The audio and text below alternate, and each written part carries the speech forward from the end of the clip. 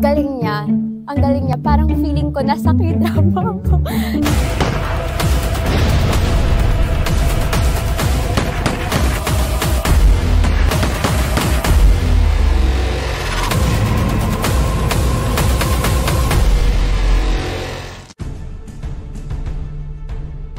Bago mag-eksena, sabi ko, sige, agahan ko sa set. Kasi sobrang kinakabahan ako kasi medyo mahaba-haba yung lines ko.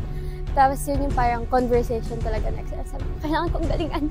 Kaya nandun na ako. Tapos dumating na din siya. So kaming dalawang doon, sabi ko, okay, take this opportunity, makipag-usap tayo. Tapos ayun, nakapag ano naman ako, English. Buti na lang, thank you Lord, marunong ako mag-English. Nakatrabaho ko siya.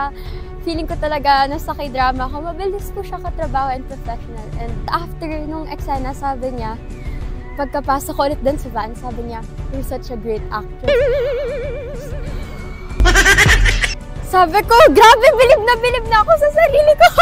Sabi ko, what? Oh, thank you. Nakalimutan ko yung kamsamnida, yung take ko sa Korea bigla, na lagi kong sinasabi. Thank you!